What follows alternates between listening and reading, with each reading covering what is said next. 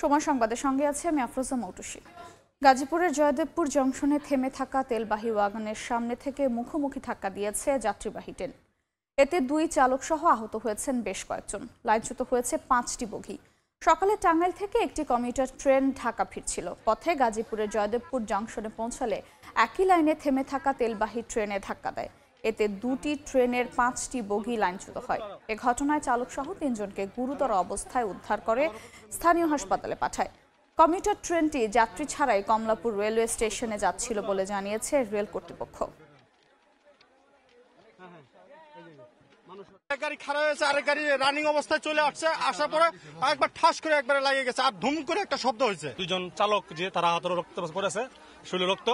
তখন আমরা এলাকাবাসী কয়েকজন মিলে তাকে আমরা উদ্ধার করে মেডিকেলে পাঠিয়েছি। তেলবাহী ট্রেন গুলা এটা আউটারে দাঁড়ানোর কথা, আর হলো ওই অপর প্রান্তে যে টাঙ্গাইল কমিউটার ট্রেনটি এটা আজকে থ্রু পাস হয়ে যাওয়ার কথা ছিল, জয়দেবপুর স্টেশনে বিরতির কথা ছিল না।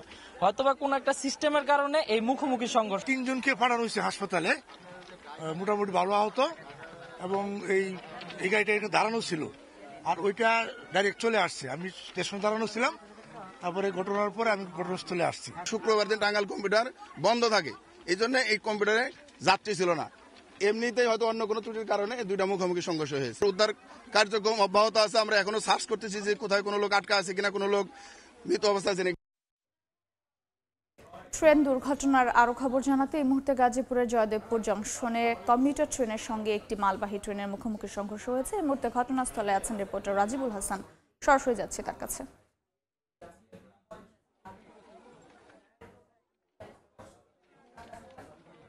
এখন পর্যন্ত 4 জন আহতের সংবাদ পেয়েছি আমরা। এই 4 জনের মধ্যে একজনের অবস্থা গুরুতর, যিনি হচ্ছে টাঙ্গাইল কমিউটার ট্রেনের চালক ছিলেন, তার অবস্থা গুরুতর। বাকিদের চিকিৎসা চলছে শহীদ তাজউদ্দিন আহমদ মেডিকেল কলেজ হাসপাতালে। স্থানীয়রা তাদেরকে নিয়ে কিন্তু সেখানে ভর্তি করেছে। একটু দেখানোর চেষ্টা করব আপনাদেরকে যে দুর্ঘটনায় কবলিত যে ট্রেন, সেই ট্রেনের কি অবস্থা, সেই বিষয়টি আমরা দেখানোর চেষ্টা করব আপনাদের।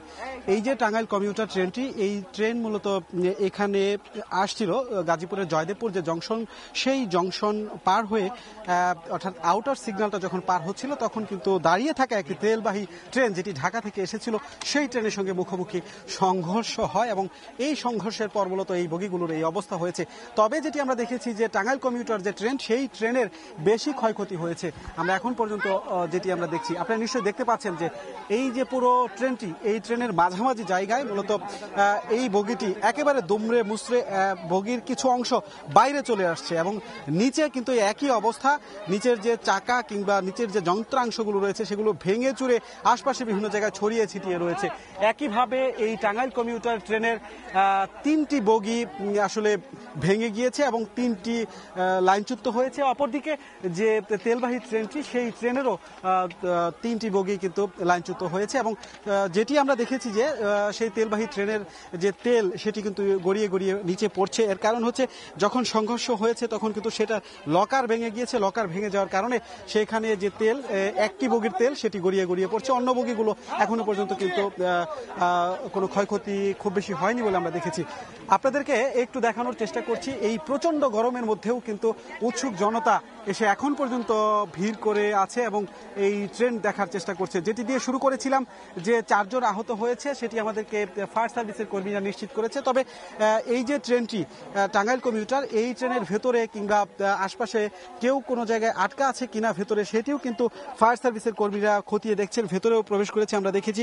একইভাবে রেলওয়ে বিভাগের লোকজনকে প্রথম অবস্থায় না দেখা গেলেও এখন কিন্তু অনেকেই এসেছেন এবং এই দুর্ঘটনা কবলিত স্থানের বিভিন্ন জায়গায় তারা ঘুরে দেখছেন। মূলত স্থানীয়রা বলছেন যে যিনি লাইনম্যান জয়দেবপুর জংশনের, তার গাফলতিতেই মূলত এই দুর্ঘটনাটি ঘটেছে। কারণ যদি লাইন আসলেই তিনি নিশ্চিত করতে পারতেন যে সামনে আরেকটি ট্রেন দাঁড়িয়ে আছে, তখন কিন্তু এই ট্রেনটি সেখানে স্টেশনে থামানো যেত, এমনটি তিনি অনেকে স্থানীয়রা বলছেন। আপনারা দেখছেন যে বগির যে অংশ, সেগুলো কিন্তু যেখান থেকে বগি শুরু হয়েছে মাঝামাঝি জায়গা, সেখানে দুমড়ে মুচড়ে গিয়েছে এবং ভেতরের অংশ যেসব সিট রয়েছে সেগুলো ভেঙে গিয়েছে। একইভাবে পুরো যে 3টি বগি একইভাবে কিন্তু ক্ষতিগ্রস্ত হয়েছে। আপনাদেরকে একটু ভালো করে দেখানোর চেষ্টা করব, নিশ্চয়ই সামনে থেকেও দেখানোর চেষ্টা করব। যেটি বলা যায় যে একটি লাইনে, অর্থাৎ একই লাইনে 2টি ট্রেন একসাথে সংঘর্ষ মুখোমুখি, সেটি কিন্তু একেবারেই বিরল এবং এরকম দুর্ঘটনাটি এখানে ঘটেছে। এবং এই ঘটনা ঘটার অর্থাৎ 11টার 25 মিনিট আগে, যতটুকু স্থানীয়দের কাছ থেকে আমরা জানতে পেরেছি, 11টা বাজার 25 মিনিট আগে অর্থাৎ তখন এই দুর্ঘটনাটি ঘটে। প্রথমে যখন এই 2টি ট্রেন একসাথে মুখোমুখি সংঘর্ষ হয় তখন বিকট একটি শব্দ হয়। এই বিকট শব্দ হওয়ার পর স্থানীয়রা আশপাশ থেকে ছুটে আসে এবং ছুটে আসার পর কিন্তু তাদেরকে, যারা আহত হয়েছে তাদেরকে উদ্ধার করে এখানে থেকে হাসপাতালে নিয়ে যায়। এখন পর্যন্ত যে তথ্য, ওই 4 জনের কথা বলছিলাম যাদেরকে হাসপাতালে চিকিৎসা চলছে, এবং ভেতরের অংশ যেটি হচ্ছে নিচের অংশ, যদি আমি দেখাই, নিচের অংশ সেটি নিচের অংশ কিন্তু ভেঙে চুরে, এবং যে উপরের বগি তো ভেঙেছেই, নিচের যে অংশ আছে সেগুলো কিন্তু ভেঙে ছড়িয়ে ছিটিয়ে আছে আশেপাশের জায়গায়, এবং উৎসুক জনতা সেগুলো দেখার চেষ্টা করছে। তবে আইনশৃঙ্খলা বাহিনীর সদস্যদের আরো বেশি তৎপর আসলে হওয়া উচিত, কারণ উৎসুক জনতাদের এখান থেকে সরাতে হবে। যেটি তথ্য জানানো দরকার আপনাদেরকে, সেটি হচ্ছে এই লাইনটি দিয়ে কিন্তু এখন একেবারে সম্পূর্ণভাবেই ট্রেন চলাচল বন্ধ রয়েছে। আমরা এরপরে আর কিন্তু দুর্ঘটনার পরে একটি ট্রেনও যেতে দেখিনি। আরেকটি লাইন যদিও আছে এখানে পাশাপাশি, সেখানেও কিন্তু এখানে লাইন চলতেও পারবে না, কারণ যেহেতু এটি আউটার সিগন্যাল, এবং এই আউটার সিগন্যালের মধ্যে যেহেতু এটি আটকে আছে, সেহেতু এই ট্রেনটি আসলে উদ্ধার করা না গেলে কিংবা না সরালে কিন্তু এই রেল লাইনটি স্বাভাবিক কখন হবে সেটি আসলে বলা যাচ্ছে না। মূলত আপনাদেরকে একটু দেখাতে চাই খুব কাছাকাছি জায়গা থেকে, সেখানে কিন্তু যে বগি, সেই বগি কিন্তু এখানে দুমড়ে মুচড়ে গিয়েছে। এখন পর্যন্ত আমাদের কাছে যে তথ্য রয়েছে সেটি হচ্ছে ফায়ার সার্ভিসের কর্মীরা কিছুক্ষণ আগে আমাদেরকে বলছিলেন যে ভেতরে আসলে কেউ, তারা নিশ্চিত করেছেন যে আটকা নেই। তো যারা আহত হয়েছে তাদেরকে হাসপাতালে এরই মধ্যে ভর্তি করা হয়েছে এবং তাদের চিকিৎসা চলছে। এইভাবেই কিন্তু মূলত কার্যক্রম, এখানে উদ্ধার কার্যক্রম শুরু করেছিল ফায়ার সার্ভিসের কর্মীরা। এখানে রেলওয়ে থেকে রেলওয়ে পুলিশ, রেলওয়ে কর্মকর্তা, এছাড়া জেলা প্রশাসক, রেলওয়ে ঊর্ধ্বতন কর্মকর্তা, পুলিশ প্রশাসন সহ গোয়েন্দা সংস্থা, পিবিআই সবাই এসেছে। কারণ যখন আসলে যখন এটি জানা গিয়েছে যে 2টি ট্রেন মুখোমুখি সংঘর্ষ হয়েছে, তখন কিন্তু ভয়ের কারণ সৃষ্টি হয়েছে যে কিভাবে আসলে 2টি ট্রেন একসাথে মুখোমুখি সংঘর্ষ হয়। আপনারা নিশ্চয়ই দেখতে পাচ্ছেন যে এই যে ট্রেনের বগিটি, এটি কিন্তু একসঙ্গে লেগে গিয়েছে একদম। এটি হচ্ছে টাঙ্গাইল কমিউটারের মাঝামাঝি জায়গার এই অবস্থা। পিছনের অংশ যেখানে আমি আছি, এখান থেকে পিছনের অংশ কিন্তু স্বাভাবিক রয়েছে, সেগুলো লাইনের উপরেই আছে। সেখানে 6টি বগি অক্ষত রয়েছে, পিছনের 6টি বগি কিন্তু অক্ষত রয়েছে, সেটিও আপনারা নিশ্চয়ই দেখতে পাচ্ছেন। এই যে ট্রেনটি টাঙ্গাইল কমিউটার ট্রেন, এই টাঙ্গাইল কমিউটার ট্রেনে কিন্তু খুব বেশি যাত্রী ছিল না। আমরা যতটুকু জানতে পেরেছি রেলওয়ে কর্মকর্তাদের কাছ থেকে, এই ট্রেনটিতে যাত্রী ছিল না, এবং এই ট্রেনটি শুক্রবার বন্ধ থাকে। সাধারণত শুক্রবার এই টাঙ্গাইল কমিউটার ট্রেনটি আসে না, কিন্তু আজকে কিভাবে আসলো, কিভাবে আসলে এই লাইনটি পার হয়ে, জংশন পার হয়ে ঢাকার দিকে যাচ্ছিল, সেটি আসলে সবগুলোই আসলে প্রশ্নের উত্তর পরবর্তীতে জানা যাবে, যে আসলে কিভাবে এই ট্রেনটি সাপ্তাহিক আজকে বন্ধ থাকে, যেটি যাত্রী, স্থানীয় মানুষ এবং রেলওয়ে কর্তৃপক্ষ তারা কিন্তু বলছেন। আজকে যে কারণে এই ট্রেনটির ভেতরে খুব বেশি আসলে যাত্রী ছিল না, এবং এই যাত্রী না থাকার কারণেই কিন্তু হতাহতের সংখ্যা খুব বেশি হয়নি। আপনারা নিশ্চয়ই ভেতরের অংশ দেখতে পাচ্ছেন দর্শক, যে একটি ট্রেন বগির ভেতরের কি অবস্থা, একদম এটি বোঝাই যাচ্ছে না যে এটি একটি রেলওয়ের বগি, এবং ভেতরের অংশ দুমড়ে মুচড়ে ভেঙে একদম একটির সাথে আরেকটি অংশ, যন্ত্রাংশ লেগে আছে। ভেতরের কিন্তু আর অক্ষত নেই কিছু। এইরকম ভাবেই কিন্তু টাঙ্গাইল কমিউটার ট্রেনের 3টি বগি ভেঙে ভেতরে পড়ে আছে, এবং অন্য যে বগিগুলো সেগুলো অক্ষত রয়েছে। এছাড়া তেলবাহী যে ট্রেনটি, যেটি ঢাকা থেকে আসছিল, সেই ট্রেনের আসলে যে 3টি বগি, সেটিও ক্ষতিগ্রস্ত হয়েছে নিচে, এবং যে তেল, সেই তেলও কিন্তু আসলে গড়িয়ে পড়ছে, কারণ তেলের যে লকার সেটিও ভেঙে গিয়েছে, যে কারণে গড়িয়ে পড়ছে।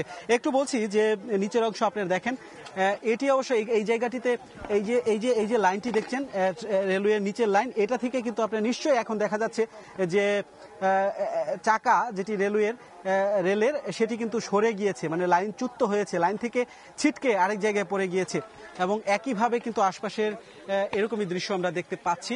এবং ভেতরে আসলে কিছু জিনিসপত্র আসলে ভেঙে রয়েছে নিচের অংশে।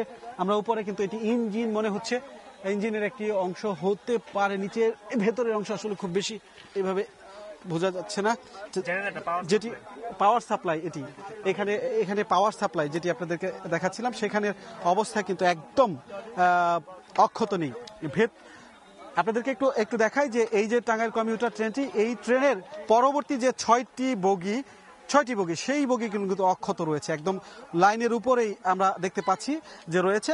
যদিও আউটার সিগন্যাল যেটি জয়দেবপুর জংশনের দক্ষিণের যে আউটার সিগন্যাল, এই আউটার সিগন্যালের উপরেই অর্থাৎ 2টা বগি রয়েছে, যে কারণে এই লাইনে এই ট্রেনটি আসলে এখান থেকে সরানো না গেলে, উদ্ধার না করা গেলে এই লাইনে ট্রেন চলাচল স্বাভাবিক হবে না। এটা স্বাভাবিক নিয়মেই দেখা যাচ্ছে যে যেহেতু লাইনের উপরে বগি পড়ে আছে, আউটার সিগন্যাল পার হতে পারেনি, সেই কারণে এখানে 2টি লাইন রয়েছে এবং এই 2টি লাইনই কিন্তু আসলেই এখন আর ট্রেন চলাচল করতে পারবে না। বলছিলাম যে যখন দুর্ঘটনা ঘটে তখন কিন্তু বিকট শব্দ হয়েছে, কারণ 2টি ট্রেন একসাথে যখন লেগেছে তখন এই বিকট শব্দ যখন হয়, আশপাশের মানুষ তখন ছুটে এসে তাড়াহুড়ো করে এই ট্রেনের ভেতরে ঢুকে সাধারণ মানুষ যাত্রীদেরকে উদ্ধার করার চেষ্টা করে। কিন্তু এই ট্রেনটি টাঙ্গাইল কমিউটার ট্রেনের ভেতরে কিন্তু যাত্রী খুব বেশি ছিল না, এই কারণে হতাহতের সংখ্যা বাড়েনি। বলছিলাম যে ফায়ার সার্ভিস এবং আইনশৃঙ্খলা বাহিনীর সদস্যরা এরপর অনেকক্ষণ পরে এই ঘটনাস্থলে এসে কিন্তু উদ্ধার কার্যক্রম শুরু করেছে। তারা এখনো কার্যক্রম চালিয়ে যাচ্ছে এবং ভিতরে অনুসন্ধান করে দেখছে। আপনারা দেখতে পাচ্ছেন যে নিচের অংশ, আমরা আরেকটু সামনে থেকে দেখাবো যেখানে আসলে 2টি ট্রেনের একসাথে সংঘর্ষ হয়েছে, সেই জায়গাটিতে আপনাদেরকে নিয়ে যাব যে সেই জায়গার কি অবস্থা এবং পরবর্তীতে যে ট্রেনটি আসলে তেলবাহী, সেই তেলবাহী ট্রেনের কিরকম ক্ষয়ক্ষতি হয়েছে সেই বিষয়গুলো আপনাদের দেখাবো। তার আগে আপনাদেরকে একটু দেখাচ্ছি আশপাশের যে মানুষ, উৎসুক জনতা, তারা কিন্তু সাধারণত একটি দুর্ঘটনা ঘটলে যেইভাবে আসলে ভিড় করে, সেই একইভাবে প্রচন্ড গরমের মধ্যে এখানে তারা দাঁড়িয়ে আছে। আশেপাশে বাড়িঘরও খুব কম এবং এই মানুষগুলো আসলে এখানে দাঁড়িয়ে আছে, যে কারণে কিন্তু অনেকটা বেগ পেতে হয়েছিল প্রথম অবস্থায় কার্যক্রম।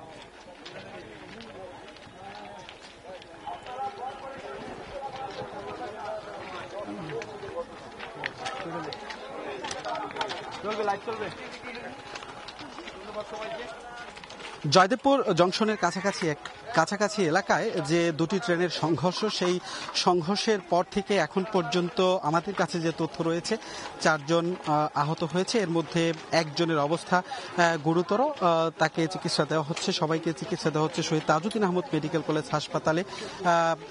এবং এই যে দুর্ঘটনা কবলিত ট্রেন, এই দুর্ঘটনার ঘটার পর থেকে অর্থাৎ 10টা বেজে 35 মিনিটে যখন এই দুর্ঘটনাটি ঘটে, তারপর থেকে এখন পর্যন্ত এই লাইনে অর্থাৎ ঢাকা থেকে ময়মনসিংহ এবং উত্তরবঙ্গের রেল লাইনের যোগাযোগ বিচ্ছিন্ন রয়েছে। একটি ট্রেনও কিন্তু চলাচল করতে পারেনি, কারণ লাইনের উপরে যখন ট্রেন আছড়ে পড়েছে, লেগে আছে 2টি সংঘর্ষের পর থেকে লাইন স্বাভাবিক না, সেই কারণে কিন্তু ট্রেন চলতেও পারে না। যতক্ষণ না পর্যন্ত এই ট্রেন আসলে মেরামত করে কিংবা এখান থেকে আসলে উদ্ধার করে না নেওয়া হবে, ততক্ষণ পর্যন্ত এই লাইন মোটামুটি স্বাভাবিক হবে না, এমনটি কিন্তু আমরা তথ্য পেয়েছি। আমরা আইনশৃঙ্খলা বাহিনীর সদস্যদের কাছ থেকে জানবো যে আসলে এখন তাদের কার্যক্রম কি হবে, সেই বিষয়গুলো আমরা আপনাদেরকে জানানোর চেষ্টা করব। আমরা একটু এখানে যারা ঊর্ধ্বতন কর্মকর্তারা এসেছে তাদের সঙ্গে কথা বলবো যে তারা আসলে মূলত কি ধরনের কার্যক্রম এখন করছে, কিভাবে দুর্ঘটনাটি ঘটলো, যেটি স্থানীয়রা রয়েছে তাদেরকে ছাড়াও যারা আসলে কি ধরনের কার্যক্রম এবং যারা আহত হয়েছে তাদের চিকিৎসা কিভাবে হবে এবং হচ্ছে, সেই সার্বিক বিষয়ে আমরা আসলে কথা বলবো। তবে এখানে এই দুর্ঘটনার পরপর এখানে এসেছেন গাজীপুরের জেলা প্রশাসক, তিনি কথা বলছেন এই দুর্ঘটনা নিয়ে। আমরা তার কাছে যাচ্ছি সরাসরি। আমরা সামগ্রিকভাবে লোকজনকে সরিয়ে দিয়ে উদ্ধার কাজটা আগে করতে চাচ্ছি। উদ্ধার কাজ শেষ হওয়ার পরে আমরা বাকি দায়িত্ব নিরূপণ করে যদি শাস্তিগত ব্যবস্থা নেওয়া যায় আমরা ব্যবস্থা গ্রহণ করব। আচ্ছা, এই যে 2টা ট্রেন এক লাইনে, যদি ছিলেন একজন এখানে আসার পর কিন্তু এই দুর্ঘটনা ঘটার পর গাজীপুরের যে জেলা প্রশাসক তিনি এসেছেন এবং এই দুর্ঘটনাস্থল পরিদর্শন করার পর তিনি গণমাধ্যমের সঙ্গে কথা বলছেন। আমরা আসলে মুখোমুখি আপনাদের করতে চাই দর্শক যে তিনি আসলে এই দুর্ঘটনা ঘটার পর আসলে কিভাবে দুর্ঘটনাটি ঘটলো কিংবা কিভাবে খতিয়ে দেখা হবে সেই বিষয়টি বলবেন। যিনি থাকেন তার কোনো অবহেলা হতে পারে আর টেকনিক্যাল ফল্টের কারণে হতে পারে। তো এটা তদন্ত করে আসলে বোঝা যাবে। রেল কর্তৃপক্ষ এইটুকু আপনাদের আশ্বস্ত করতে পারে যে সরকারি মিনিস্ট্রি থেকে আপনাকে এটুকু আশ্বস্ত করে যেই কারণই হয়ে থাকুক তা ব্যবস্থা গ্রহণ করা হবে। যদি কোনো কারো গাফিলতিতে হয়ে থাকে তাহলে তার বিরুদ্ধে ব্যবস্থা গ্রহণ করা হবে যারা ডিউটিতে ছিলেন। আর যদি টেকনিক্যাল কোনো ফল্ট হতে পারে সেখান থেকেও কিন্তু উত্তরণের উপায় রয়েছে। মধ্য কথা যে আমরা সৌভাগ্যবান যে ট্রেনটি খালি ছিল, আসলে আমাদের আল্লাহর রহমত যে হতাহত এরকম নাই, কিন্তু এই মুহূর্তে আমরা ট্রেন যোগাযোগটা স্বাভাবিক করার বিষয়ে আসলে কাজ করছি। এখন স্বাভাবিক করার জন্য কি ধরনের কার্যক্রম চলছে এবং ভেতরে কেউ আটকা আছে কিনা এরকম কোনো তথ্য পেয়েছেন? কোনো ভিতরে আটকা বা এমন কিছু নেই। যেহেতু মালগাড়ি ছিল, আমরা দেখছি যে এটি তেলবাহী মালগাড়ি এবং তেলের মালবাহী ট্রেনের একটা অংশ একটু ফাটল দেখা দিয়েছে। আমরা এই জায়গাটা সিকিউর করছি। ফায়ার সার্ভিস এখানে আসে যে কোনো বিষয়ে যাতে তারা ব্যবস্থা গ্রহণ করতে পারে। আমাদের পুলিশ আছে, আমাদের বিজিবিও চলে আসছেন, তারা সামগ্রিক নিরাপত্তার বিষয়টি এখানে দেখভাল করবেন। আর সেই সাথে প্রায় 20 মিনিট আগেই ঢাকা থেকে উদ্ধারকারী ট্রেন রওনা দিয়েছে, যে কোনো সময় এখানে চলে আসবে। আসলে আমরা দ্রুত ট্রেন যোগাযোগ স্বাভাবিক করার কাজটি করতে পারি। তদন্ত এটি খালি ট্রেন, এটি আমি স্টেশনে যে কথা বললাম, এটি খালি ট্রেন, যাত্রী ছিল না। এটি টাঙ্গাইল ব্যাক করছিল যাতে যাত্রী নিয়ে আসতে পারে এরকমই। তারপরেও আমরা জানবো যে আসলে ট্রেনটি এটি কি রেগুলার কোনো তার শিডিউল ছিল কিনা, না শিডিউলের বাইরে, এটা তদন্তে বেরোয় আসবে। তদন্ত কমিটি আমাদের অতিরিক্ত জেলা ম্যাজিস্ট্রেট গাজীপুরকে প্রধান করে তদন্ত কমিটি গঠন করা হয়েছে, 3 সদস্য বিশিষ্ট। তারা 2 দিনের মধ্যেই প্রতিবেদন দেবে। এখন মূল কাজ হচ্ছে আমাদের এই যোগাযোগ ব্যবস্থাটা স্বাভাবিক রাখা।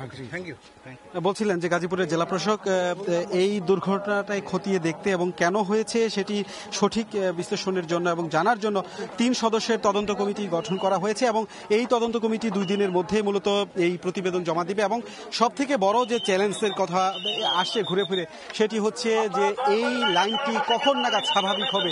কারণ যে দুর্ঘটনাটি ঘটেছে সেই দুর্ঘটনার পরে এখন কিন্তু মানুষের আশপাশে যেসব মানুষ আসলে এই ট্রেন লাইন দিয়ে আজকে চলাচল করার কথা, তারা কিন্তু দুর্ভোগের মধ্যে পড়েছে। আশপাশে অনেক ট্রেন নিশ্চয়ই আটকা পড়ে আছে। সুতরাং সবার এখন দাবি একটাই হচ্ছে দ্রুত সময়ের মধ্যে এই দুর্ঘটনা কবলিত ট্রেন আসলে এখান থেকে উদ্ধারের পর এই লাইনটি কিভাবে স্বাভাবিক করা যায় সেটি নিয়েই মূলত এখন যারা আইন শৃঙ্খলা বাহিনীর সদস্য রয়েছে, যারা রয়েছে, তারা আসলে কাজ করছেন।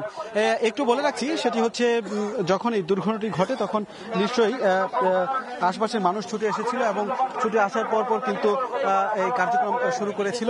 আপনাদেরকে একটু দেখানোর চেষ্টা করব যে ভেতর থেকে কিন্তু অবিরত তেল পড়ছে। কারণ এই যে তেলবাহী ট্রেন, এই ট্রেনটি থেকে মূলত উপরের যে লকার, সেই লকার ভেঙে এখন নিচের অংশে দেখেন একদম তেল পড়ে কি অবস্থা হয়েছে।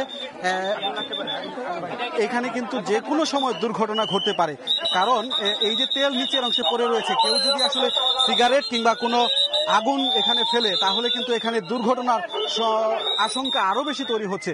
কারণ এখান থেকে উৎসুক জনতা দ্রুত আসলে এই যে আপনারা নিশ্চয় দেখতে পাচ্ছেন যে তেল পড়ে যে এখানে যে ঘাস কিংবা এই যে পাথর সবকিছু কিন্তু ভিজে গিয়েছে। এখানে যদি কোনোভাবে আগুন কিংবা অন্য কিছু সংস্পর্শ হয় তাহলে কিন্তু এই দুর্ঘটনা আরো ভয়াবহ দুর্ঘটনা হতে পারে। সুতরাং উৎসব জনতাদের সরানোই একটা বড় চ্যালেঞ্জ হয়ে গিয়েছে এবং এখান থেকে না সরালে এই দুর্ঘটনা আসলে কোন দিকে যায় সেটি নিয়ে আসলে প্রশ্ন থেকে যায়। একটু দেখানোর চেষ্টা করব আবারও আপনাদেরকে যে ভেতর থেকে কিভাবে তেল গড়িয়ে গড়িয়ে নিচে পড়ছে। আপনারা দেখেন যে দুর্ঘটনার পর থেকে অবিরতভাবে এই তেলবাহী ট্রেনটির ভেতর থেকে অবিরত তেল পড়ছে এবং এই তেল পড়ে আশপাশের যে জায়গা সেগুলো ভিজে যাচ্ছে। মূলত এটি আসলে কোনোভাবে বন্ধ করা যাবে না, কারণ যে ট্রেনটি সেই ট্রেনের বগি আসলে ফেটে গিয়ে অবিরতভাবে এখানে তেল পড়ছে, আমরা যেটি দেখতে পাচ্ছি। আমরা আপনাদেরকে নিশ্চয়ই একেবারে কাছ থেকে দেখানোর চেষ্টা করছি।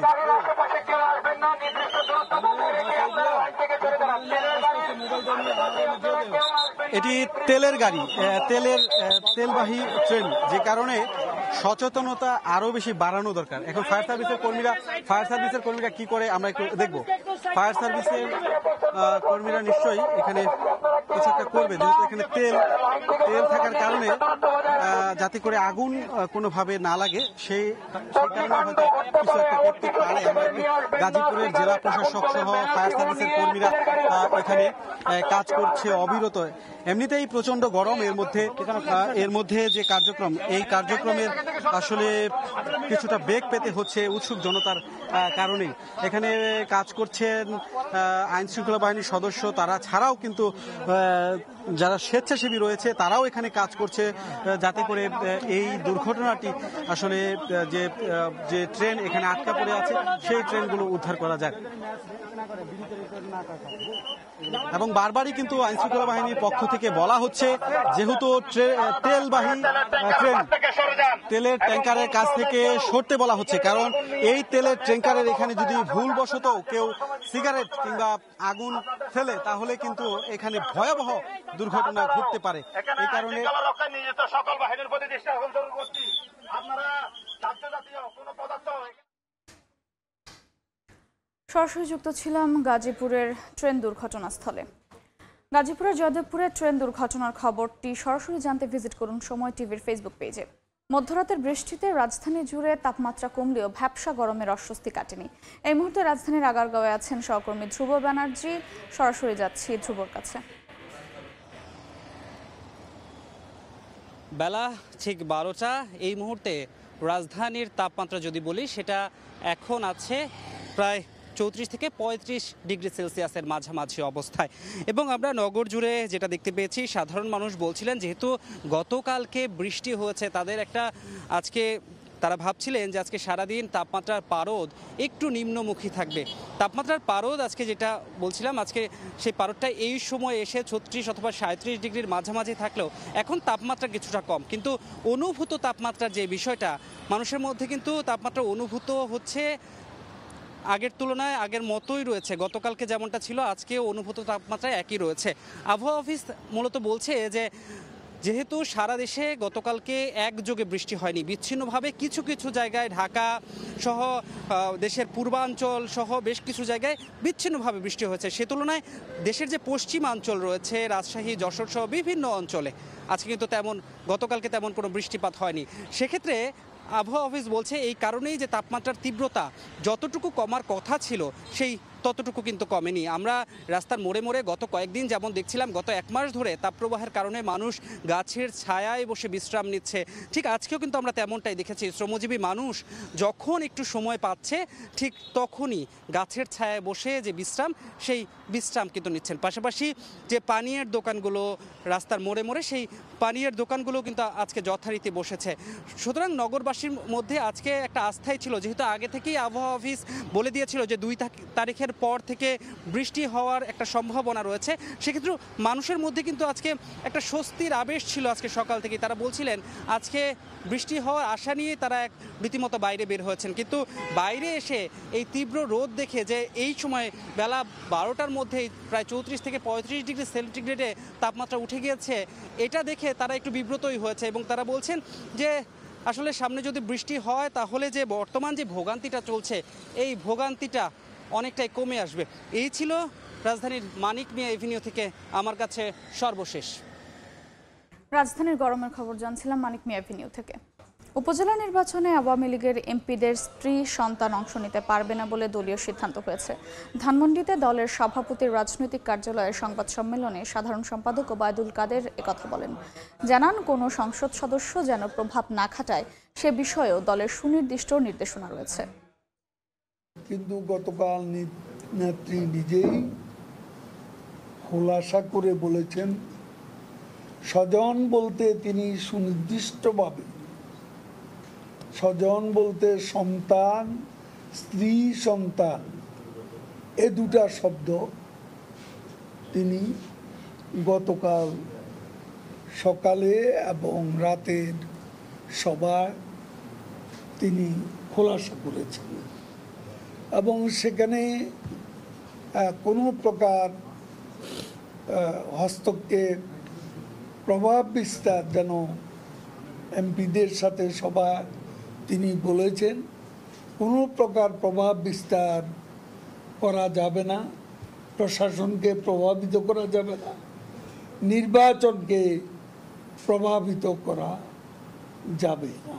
সপ্তাহের ব্যবধানে রাজধানীর বাজারে মুরগির দাম বেড়েছে কেজিতে 30 থেকে 50 টাকা। ভরা মৌসুমে বেড়েছে আলু পেঁয়াজের দামও। গত সপ্তাহে ব্রয়লার মুরগি 190 টাকা কেজি বিক্রি হলেও এখন তা কিনতে হচ্ছে 210 টাকায়। সোনালী মুরগির কেজি 380 থেকে 400 টাকা। দাবদাহের কারণে খামারে মুরগি মারা যাচ্ছে, তাই সরবরাহ কমের জন্য দাম বাড়ছে বলে দাবি বিক্রেতাদের। প্রতি কেজি পেঁয়াজ বিক্রি হচ্ছে 70 থেকে 80 টাকা দরে।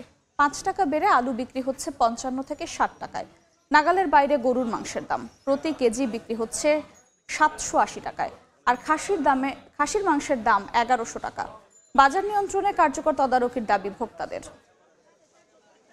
খেলার খবর, আজ শুরু হচ্ছে বাংলাদেশ জিম্বাবুয়ে টি-20 সিরিজ। বিশ্বকাপের সেরা কম্বিনেশন ঠিক করতে এই সিরিজ গুরুত্বপূর্ণ টাইগারদের কাছে। জহুর আহমেদ চৌধুরী স্টেডিয়ামে ম্যাচ শুরু সন্ধ্যা 6টায়। ডিপিএল এর ম্যাচ শেষে স্কোয়াডে যোগ দিয়েছেন মাহমুদুল্লাহ রিয়াদ, আফিফ হোসেন ধ্রুব আর তানজিম সাকিব। কোনো পরীক্ষা নিরীক্ষা নয়, সিরিজ জেতাটাই মূল লক্ষ্য বলে জানিয়েছেন টাইগার অধিনায়ক নাজমুল হোসেন শান্ত। আর বিশ্বকাপে খেলার যোগ্যতা অর্জন করতে না পারলে সিকান্দার রাজার এই জিম্বাবুয়ে যথেষ্ট শক্তিশালী দল।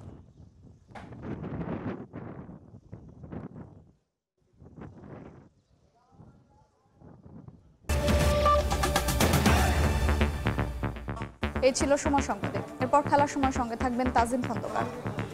মৌটুসী, আপনাকে ধন্যবাদ। খেলার সময় নিয়ে ফিরছি কিছুক্ষণ পর, সঙ্গে থাকুন সময়ের।